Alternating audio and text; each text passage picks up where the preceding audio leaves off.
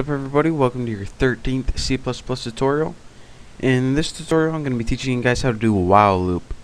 Now what a while loop is, excuse me, got whooping cough.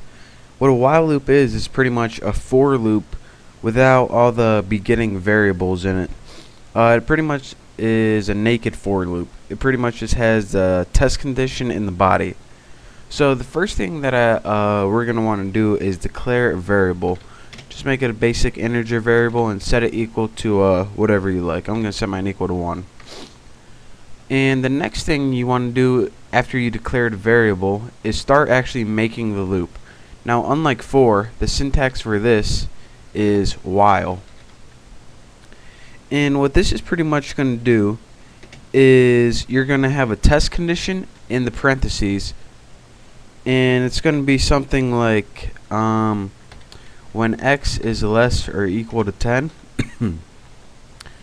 and then this thing in parentheses is called the test condition, so it's going to run whenever x is less than or equal to 10.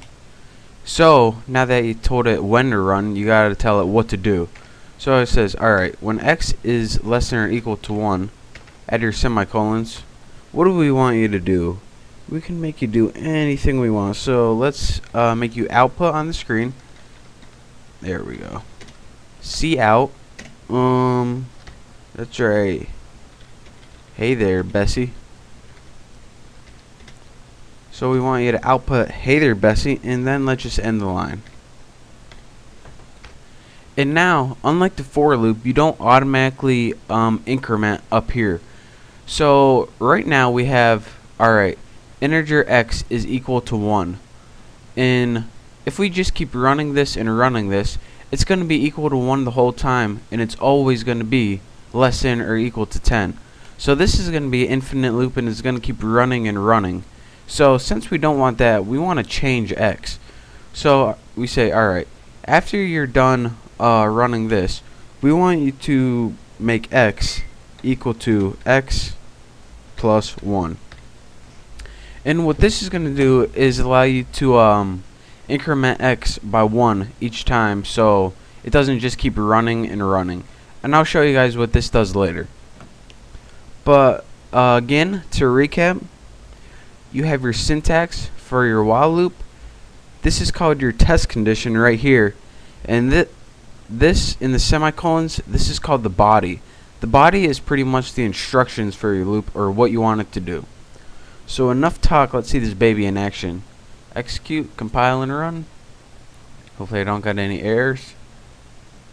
And hopefully if everything goes right, it should say hey there, Bessie 10 times.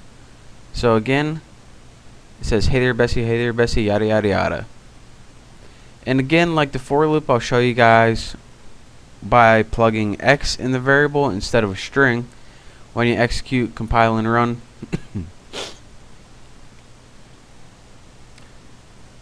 Right now, in this case, it outputs 1, 2, 3, 4, 5, 6, 7, 8, 9, 10.